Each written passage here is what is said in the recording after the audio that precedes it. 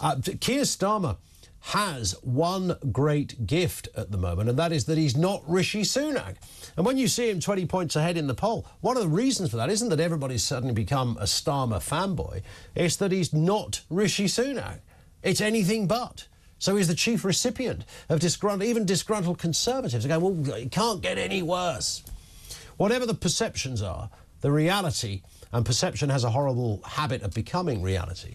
The reality is people are not feeling good. They're not feeling well off. They're feeling bad about education, waiting lists, immigration, the list goes on. And yes, some of that is due to the fact the same faces, the same government has been there for nearly a decade and a half by the time we go to the next national ballot box. None of that matters. The perception is that it's tired, it's sick, it's done, it's finitoed.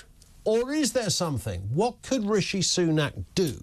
What does he have to do to secure your vote? 0344 499 1000. Let's speak to Ian Murray on this and a few other things as well. Ian, of course, top journalist and former director of the Society of Editors. Afternoon to you, Ian. Good afternoon, Ian. It is something that happens, isn't it? If you're in a long time, even though they might have changed some of the front faces, if you've been there for a while, then that, on one hand, is seen as well, that's great. People keep voting you in. You've been the government for... But there is a real danger with that. There's some real bear traps in longevity. I think you're absolutely right. And actually, I suppose it's one of the biggest challenges, if you think about it, Ian, to democracy itself, because there comes a point when, look, they've been in a long time, as you say. We're way past the stage where they can blame the last group. COVID is now fading, hopefully, into the background. And so it's difficult to actually blame anything too much on that. And so the electorate begins to see them as being stale. And look, let's face it, there are always challenges. There are always things that we as a society, as a country, are going to be upset about and fed up about and want changed and that kind of thing. And the government's been in for a long time and we think, but the big danger is that we don't really put the right questions and get the right answers from the other side, that they're allowed to sit back, and in this case it's Labour, but sometimes it's the Conservatives, it could be anyone, sit back and just simply say, well, we can't do a worse job, can we? And the electorate goes, well, that's good enough for me. You were just saying, it's good enough for me, I'll vote for them. But they might just possibly do a worse job. I'm not saying that the Labour would. I'm not getting into a political battle here. But it's at these points that we really do need, as an electorate, to actually expect the media, people like yourselves and the papers and the BBC and others, to actually put the politicians on the spot and don't let them get away with just a bland, well, we'll negotiate better with Europe. Yeah. Well, how will you do it? Oh, we'll just do it better. That's where the danger lies, and then you wake up and it's a new government and you find that it's the same as the old government. Yeah, and that is, I accidentally misspoke with the Rishi Starmer comment, but I mean, there's many people are picking up on, is there really going to be a cigarette paper between these two men? On that point of Starmer, he's been, to coin a phrase, caught on camera, although it was a filmed event, talking about we don't want to diverge from EU rules.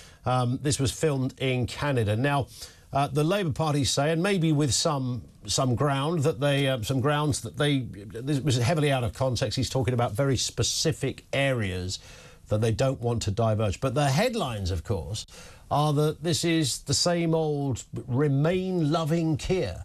He's going to go deeper and deeper until we rejoin. Now, you would have thought, because, and again, I'm not taking sides in politics of all this, you would have thought that Sir Keir knows that one of his Achilles' heels is over this whole Brexit Remain issue. And therefore, he's going to come under the scrutiny for that. And he's going to have to go that extra mile to convince the electorate, those that voted for Brexit and still think that they were right to do so, convince them that, look, OK, I voted Remain. I've been trying in the past to have a second referendum. But no, seriously, I'm not going to do that. And you'd think, therefore, he'd be very careful and not come out on the international stage, this time in Canada, and say, oh, well, we're going to align ourselves with the EU. Did I mean that? No, I didn't mean that. Well, I didn't. No, mate. You should have been absolutely crystal clear, because, again, it goes back to this matter of trust, the electorate having trust in our politicians. And I don't know if you recall that the latest Ipsos annual poll on the British people, who they trust the most, And right at the bottom of that, beneath even journalists, right at the bottom of that were politicians. Only 12% of British people trust what politicians say. And things like this is where it undermines the trust. And once you no longer have trust in politicians and the political system and the electoral system, then we're all going to that place in a handcart. Yeah, I do, and I would suggest the trust has never been as low in politicians as it is now.